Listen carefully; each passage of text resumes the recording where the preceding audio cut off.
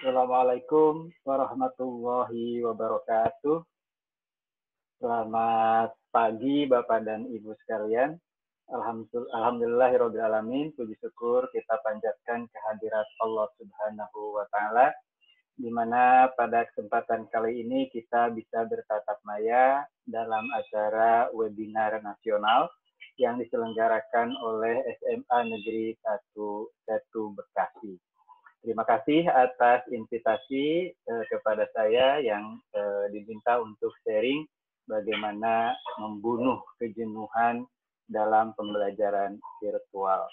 Bapak dan Ibu sekalian, panitia memberi tema membunuh kejenuhan.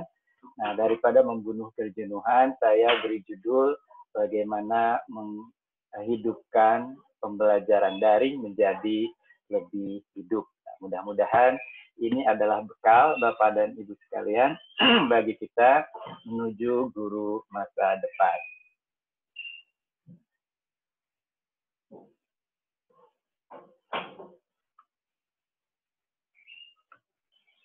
Nah, Bapak dan Ibu sekalian, kita diminta untuk menuliskan ini asal instansi Bapak dan Ibu sekalian yang terdaftar di Zoom meeting kita itu sebanyak 178 dan alhamdulillah 64 orang sudah terhubung dengan mentimeter.com yang merupakan salah satu tool untuk interaksi pembelajaran kita dengan webinar pada kesempatan kali ini. Mohon Bapak dan Ibu sekalian untuk tidak keluar dari mentimeter.com karena selanjutnya kita akan menggunakan mentimeter.com.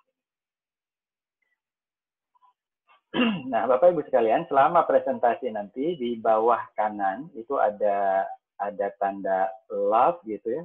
Klik love jika Bapak Ibu suka, kemudian klik jempol jika Ibu paham dan juga jempol ke bawah tentu saja jika tidak paham. Nah, baik Bapak dan Ibu sekalian, kita awali dengan satu intermezzo terkait dengan pertanyaan sederhana, Bapak Ibu sekalian. Pertanyaannya adalah ruang belajar selain tatap muka di zaman sekarang adalah tatap maya. 53 orang menyatakan benar, sisanya 2 orang mengatakan salah. Yang benar adalah yang 2 orang. Jadi yang mengatakan bahwa ruang belajar selain tatap muka di zaman sekarang ini adalah tatap maya, itu adalah mitos. Kenapa? Karena faktanya ruang belajar zaman sekarang ini bukan hanya tatap muka dan bukan hanya tatap maya. Tapi ada 2 ruang belajar lain yang akan nanti kita lihat. Sebelum itu kita lihat jawaban dari Bapak dan Ibu sekalian. Leaderboardnya siapa? Begitu. Nah, selamat untuk Ibu Irma ini yang paling cepat untuk menjawabnya ya. Nah, Bapak dan Ibu sekalian, mengawali seminar kita kali ini, saya ingin membahas tentang ruang belajar zaman now. Jadi Bapak dan Ibu sekalian, ruang belajar zaman now itu bukan hanya tatap muka yang saya sebut sebagai ruang belajar 1 dan ruang belajar tatap maya atau ruang belajar 2. Jadi keliru kalau tadi hanya menyebutkan bahwa zaman now ruang belajar itu adalah tatap muka dan tatap maya. Ternyata ada yang ruang belajar tidak tatap muka juga tidak tatap maya, tapi ruang belajar 3 dan ruang belajar 4 yang sifatnya asinkron. Nah, saya jelaskan Bapak dan Ibu sekalian. Jadi Bapak Ibu, setting pembelajaran zaman sekarang itu pada dasarnya dapat dikelompokkan menjadi 2 kelompok besar, yaitu aktivitas belajar sinkronus, artinya antara yang belajar dan yang membelajarkan itu terikat oleh waktu, harus serentak, terikat oleh waktu. Dan ada juga peristiwa belajar yang terjadi secara asinkronis, artinya tidak terikat oleh waktu, bahkan tidak terikat oleh ruang. Nah, kita jelaskan satu persatu. Nah, ruang belajar 1, saya sebut tatap muka, atau bahasa Inggrisnya adalah live synchronous learning, adalah proses pembelajaran yang terjadi antara yang membelajarkan atau pembelajar, dalam hal ini guru atau dosen, dan pembelajar atau siswa terjadi pada ruang dan waktu yang sama. Nah, ini yang sering terjadi selama ini sebelum coronavirus COVID-19. Nah, di sisi lain, Bapak Ibu sekalian, kategori sinkronis itu ada juga proses pembelajaran yang bisa terjadi antara pembelajar guru dan juga pembelajar atau siswa terjadi pada waktu yang bersama, tapi ruangnya yang berbeda. Artinya bisa di mana saja dan kapan saja. Nah, situasi sekarang ini antara saya dengan dan Ibu sekalian itu adalah belajar yang terjadi di ruang belajar 2 atau tatap maya. Nah, di ruang belajar 2 atau tatap maya. Jadi, Bapak Ibu bisa ikut saya pada waktu yang bersamaan sekarang ini. Padahal Bapak Ibu ada yang di Sumatera, ada yang di Parepare, bahkan yang di YouTube saya itu ada yang dari Filipina. Gitu ya. Nah, ini yang disebut dengan ruang belajar. Nah, sementara Bapak Ibu ada ruang belajar lain, yaitu ruang belajar 3. Nah, di mana tidak terikat ruang oleh waktu tapi sendirian. Jadi peserta belajar atau pembelajar belajar kapan saja, di mana saja sesuai dengan kondisi dan kecepatan belajarnya masing-masing. Nah, di sisi lain ada ruang belajar 4.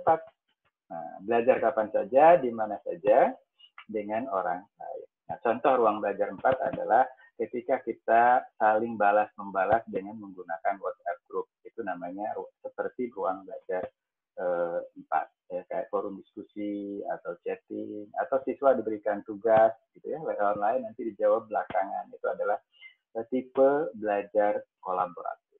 Nah, ini oleh karena itu Bapak dan Ibu sekalian, selama COVID-19 ini kita baru sadar, mudah-mudahan, tapi mudah-mudahan yang lain sebelumnya juga sudah sadar, bahwa ruang belajar 1 atau tatap muka bukanlah satu-satunya ruang belajar di zaman sekarang.